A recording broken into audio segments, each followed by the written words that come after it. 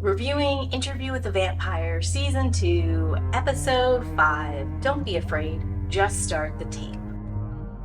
2 self-contained episodes in a 7-episode season is incredibly brave. That means they only have 5 episodes to give us the full story of Paris, and we've already wasted 3 of those episodes building up to the climactic event. A lot's really riding on those back 2 episodes.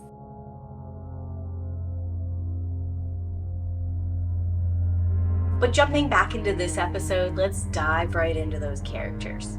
Starting with Daniel. His appeal to Louis here, where he says that they've done 13 interview sessions and he's become party to murder, and all he wants is 20 minutes of Louis' time figuring out what happened in their original interview, is an incredibly powerful and effective plea to make. You can really tell because it sort of stops Louis in his track. And I think it's really cool to see what happened in this first interview because it's a lot of mashed up components of what has happened in the original book. In particular, I've always enjoyed this version of Daniel being more skeptical and aggressive than his book counterpart. Even here in the first interview flashbacks where like the older Daniel's bemoaning his naive self and his lack of questioning is always saying, and then what? And then what? Honestly, the character we see is more aggressive than that. He kind of like adds questions and interjects his own feelings and thoughts about certain things and like compares some of the stuff that Louis is talking about to modern day people and events he knows now. I really feel like TV show Daniel doesn't give his younger self enough credit. Part of what I really like about this whole scene is it does seem like the younger Daniel is really connecting with Louis, and the two of them seem to have like great chemistry, like almost until the end where Daniel makes demands to be turned. It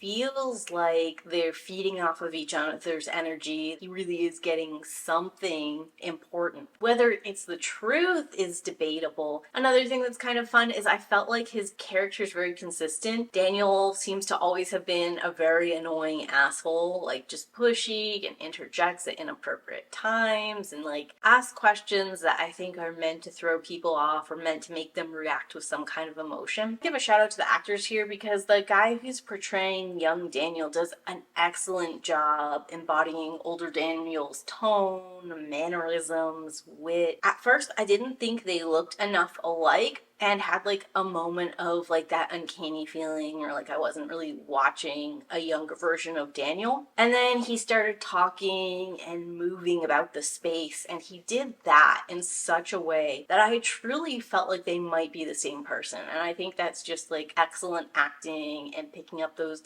little motions. While the severity of Daniel's drug-addled state is not book canon, I do think it adds something to like the frantic energy and mood of this version's retelling. Louis of the books is super calm, collected, chill. His presence wouldn't necessarily alarm or intimidate someone because he's just so even and smooth. The only thing that's like disarming about him is that he doesn't look human, and no one who got a good look at him in the light would ever think he was human. The vampire was utterly white and smooth as if he were sculpted from bleached bone, and his face was seemingly as inanimate as a statue, except for 2 brilliant green eyes that looked down at the boy intently, like flames in a skull.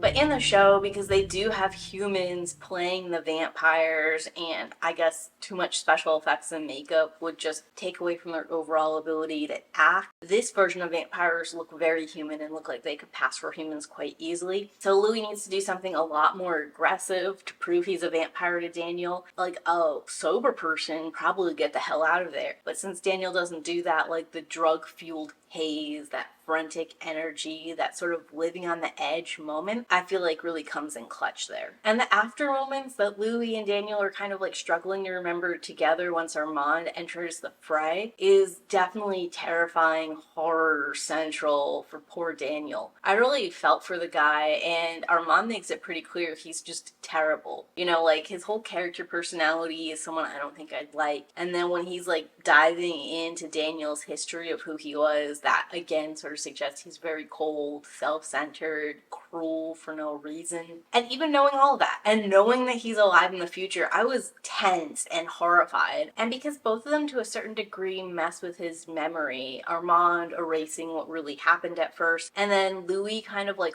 forcing these encouraging words into his head to keep him on the track as a journalist, we have to wonder how much of Daniel's life was determined by this one event. Like, was it only Louis's words that kept him going and kept him steady in his job? Is there some kind of like mental subconscious thing they did in his head that's doing that versus his own internal drive? And is that why he was straight in these stories, where in the book he's a gay or bisexual man? The trauma of this event created a perpetual fear of men or fear of the other that put him back into something that was more societally accepting. The fact that he can't trust his own past and actions, and the vampires in some ways took his future from him even though he survived, is like chilling, and gonna be something that'll be interesting to see him grapple with in the last 2 episodes. Moving into Armand, the fact that he goes out to like hunt and kill this dude in like a high stakes adventure feels like the kind of scary story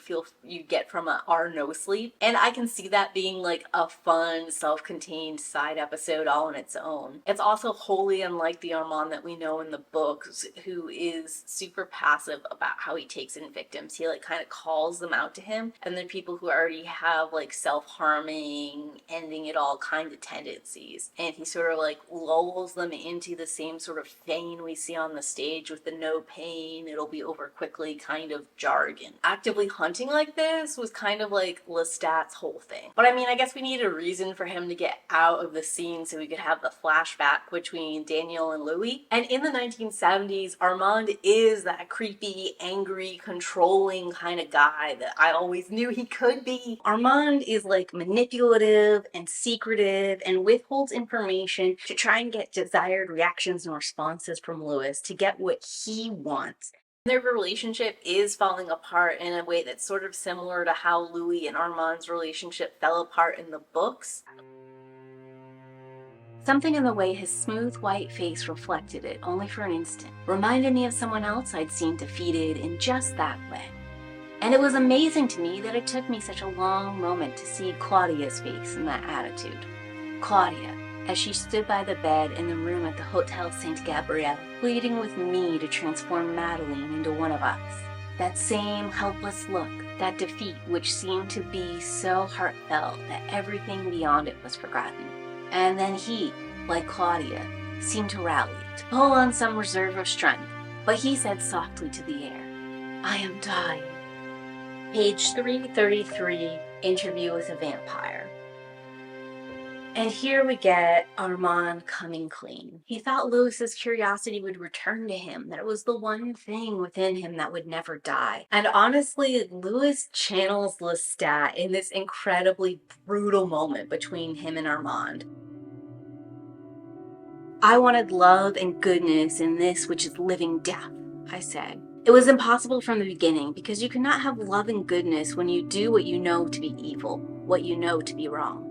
You can only have the desperate confusion and longing and the chasing of the phantom goodness in all its human form. I knew the real answer to my question before I ever reached Paris.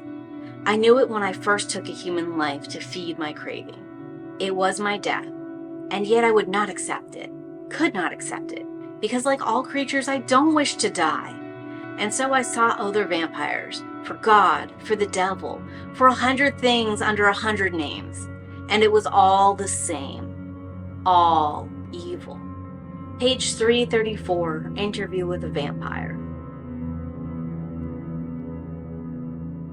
Once Armand gets this response, he knows there's nothing else to do. Whatever there was or could have been between him and Louis is gone forever. He makes one last attempt. "Is there anything else you want of me? Anything else you require?" Louis is kind of confused, but he's like, "No, bro, I'm fine." kind of want you to leave so I can stare at this river alone. And Armand walks away from Louis and is never seen again. Here it seems like Louis is bored with Armand and is getting ready to leave him. Seeing these scenes between Armand and Daniel now sort of like explains some of the animosity and distrust between the two of them in season 1. The way Armand paused back in season 1 when Louis offered to make Daniel a vampire makes a lot more sense, because Armand is threatened by Daniel and the interest that Louis has in him back when he's a human. So I can't even imagine how threatening it must be for him to think that Louis might turn him into a vampire. And some of the torture scenes and like cat and mouse elements between Armand and Daniel call back to the book as well, because Armand does capture Daniel and sort of like tell him to run from him across the world. In the books, this torture, terror, chase thing turns into a loving relationship and then turns into this cold indifference after Daniel's turned by Armand. But I mean, I guess we're not going to get any of that. This messing with Louis' mind is not canon at all and not something Armand would do. It adds an extra layer of manipulative cruelty to him. And I think we also get a bit of that when Armand is mentally contacting Lestat, using Lestat as like a weapon against Louis, and like, I don't know, the rock in the hard place, trying to push Louis back to him. And the key thing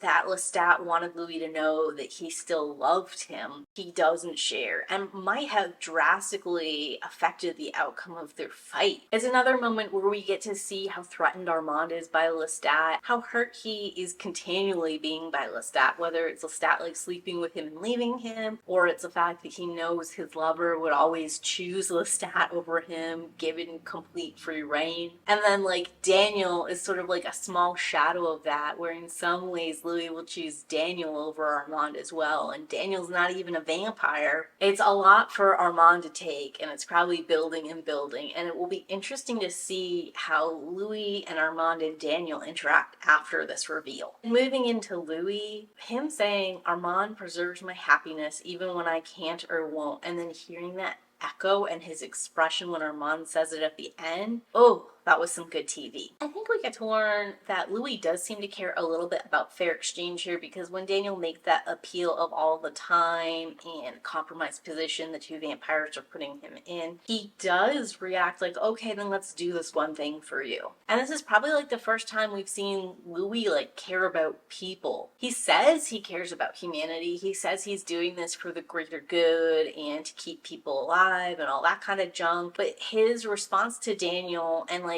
moment of investment and interest is the first time we're actually seeing him do something for humanity or for a specific person. And in a lot of ways, it's the exact opposite of how he's been responding to Daniel up until now, where the two of them have been very adversarial and Louis has gotten like continually mad at him and like been pushing back and stuff. Now he's like, okay, let's work on this thing together. The first little insight, what he's saying might legitimately be true if you come at it the right way with him. The big reveal here that Louis and his drug-fueled haze walked out into the sun is a little anticlimactic to me, just based off of some of the things I was hoping to see, like maybe that this was a mind game between Armand and Daniel was like in that period trapped with Armand. Right now, the fact that Louis had a moment where he broke down and walked out into the sun and tried to kill himself is just not as surprising as maybe the showrunners thought it would be, especially because in canon, Louis is miserable and wants to end things, and his Catholic upbringing like is holding him back from that. But eventually over the course of the series, he does exactly this. He walks out into the sun to die. And because vampires don't die until you take the ashes and like spread them out, they're able to revive him and he gets to continue existing in the Vampire Chronicles. But for me personally as a viewer, this really lacks impact or like depth or shock value, because it's all something I've kind of read about or seen done before with these characters. And where this version of Louis is so much more emotional and volatile, I'm not that surprised. I will say I liked a little bit of the parallel going on between his brother's death and his own death, where both of them commit suicide, both of them do it on a roof in the morning. There's like a little nice echo there. And there's an especially nice echo because this is the least mentally stable we've seen Louis, and we know that his brother was mentally unstable and that's part of what led to his death. So like seeing mental illness plague his family line beyond their mortal years is an interesting concept.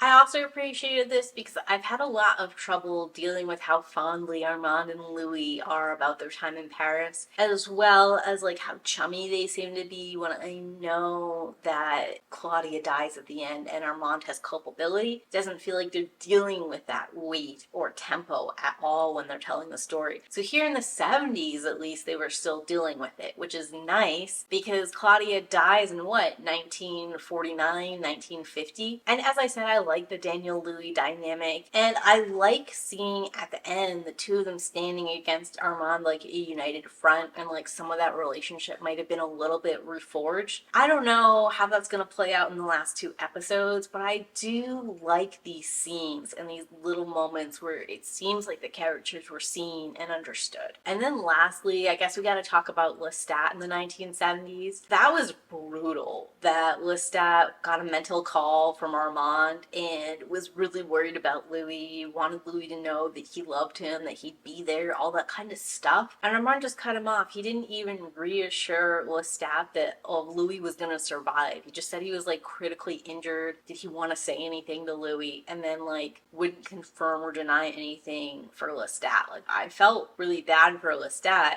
even though Lestat is a bad guy and an abuser, and maybe we shouldn't have called him up.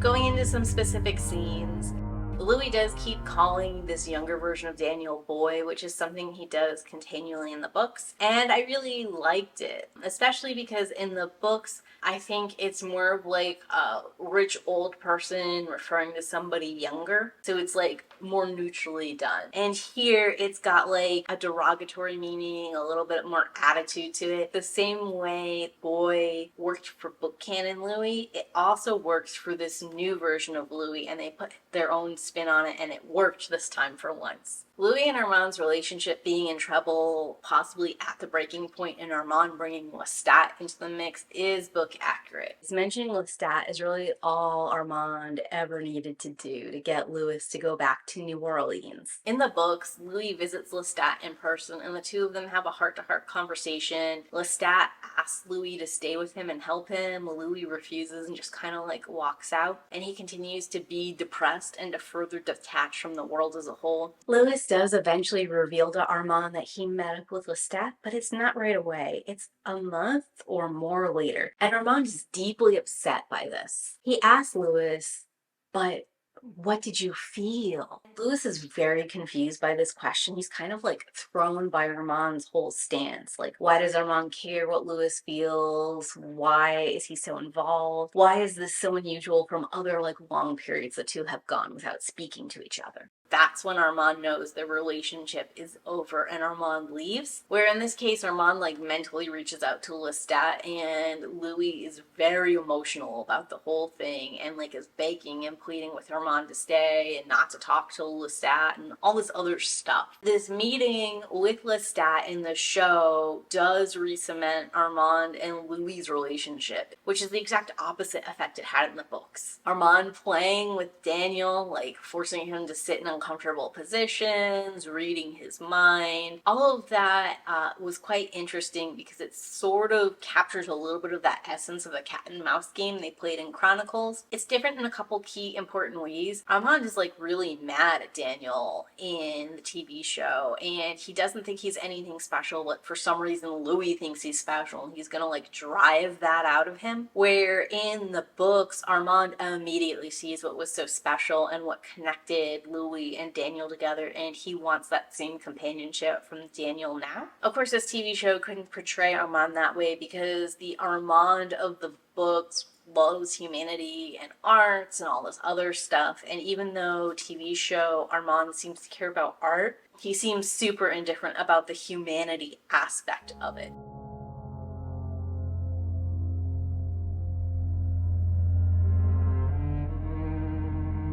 Moving into the themes.